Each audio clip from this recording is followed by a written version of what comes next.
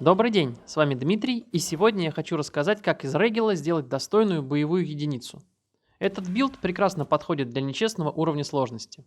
Итак, приступим. Регел поступает в наше распоряжение в весьма непотребном виде.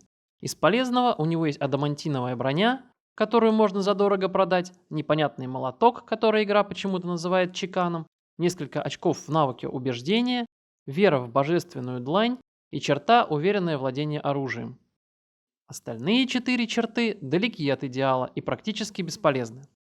Качать Регела я предлагаю в качестве фирбота, и поэтому на 7 уровне мы берем класс вора-разбойника. В обязательном порядке кидаем очко навыка в убеждение, остальные на ваш вкус, я буду кидать их во внимание. Берем черту демонстрация силы. На данный момент у Регела очень мало убедительности, и фирить он будет через раз, но скоро все изменится, и для этого на 8 уровне берем 6 уровень оруженосца, единичку силы и внушительный вид. Сила будет добавлять нам урон, а также давать бонус к устрашению. На 9 уровне берем 2 уровень рыцаря преисподней, черту эксперт убеждения. На данном этапе вам будет доступно 2 мифических уровня. На первом берем стоять до последнего, это, на мой взгляд, лучшая способность в игре. На втором берем добавочную черту убедительность. На 3 мифическом уровне я беру разрыв оков. Он позволяет зафирить моба, который пытается вас законтролить. 10 уровень также рыцарь преисподней. Сила воли принуждения, из дисциплин берем внушение страха. И вот теперь начинается праздник. Регел может запускать монстров в фир на 5-6 раундов, а этого вполне достаточно, чтобы их убить. 11 уровень опять рыцарь преисподней, черта обманщик. На 4 мифическом уровне берем мифическую демонстрацию силы. Это значительно увеличит скорость ее выполнения, пусть и с небольшими штрафами.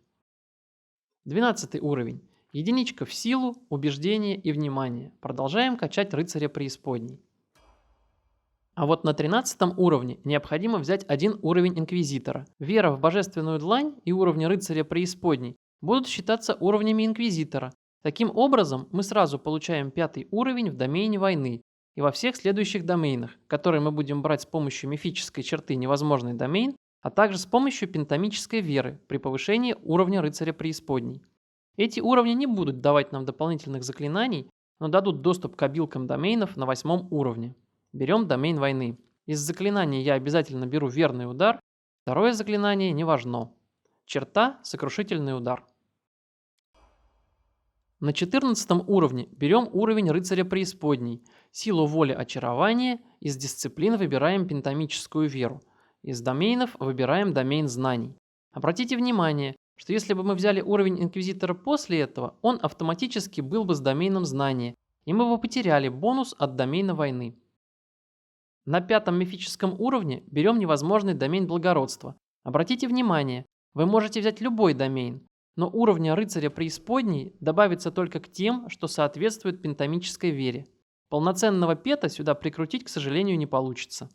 На 15 уровне берем 7 уровень рыцаря преисподней, черту Корнугонский удар и получаем дополнительную боевую черту за 8 уровень в домене войны. Берем пролом защиты. Также нам становится доступен познавательный момент от домена знаний и воодушевляющая команда от домена благородства. На 6 мифическом уровне я предпочитаю брать ревнителя доменов. На 16 уровне по-прежнему рыцарь преисподней, единичка в силу, убеждение и внимание. На 17 уровне мы закончили с прокачкой устрашения и берем парное оружие. Из пентамической веры берем домен путешествий, чтобы можно было телепортироваться в орды кастеров и запускать их в длительное эротическое путешествие. На 18 уровне берем последний уровень рыцаря преисподней. На 19 и 20 добираем уровни оруженосца. Из черт добираем парное оружие плюс-плюс, только не забудьте, как я, одеть что-нибудь с бонусом к ловкости и уверенное владение оружием плюс.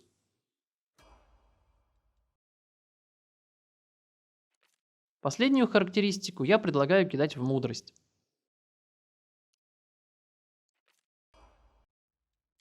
На 7 мифическом уровне берем атаку с разбега. На 8 привычное мифическое оружие. на 9 стихийный шквал. На 10 сокрушительный удар, хотя игра уже почти закончилась. Из вещей в Канабрисе на рыночной площади в одном из домов надо найти перстень дома Веспертилио и купить перчатки посла после освобождения Дрезена. Теперь небольшой кусочек геймплея регелом. Основные стратегии будут сводиться к тому, чтобы забежать в кучу и фернуть как можно больше мобов. Вторая стратегия – это кидать верный удар и бить корнугонским ударом, что также отправит цель в фир. В своем прохождении я буду использовать наемника с похожим, но более сильным билдом. Обязательно посмотрите эпизоды с башней Эстрот и улыбкой прокаженного. На этом я с вами прощаюсь. Какие кнопки нажимать вы знаете. До встречи в следующих видео.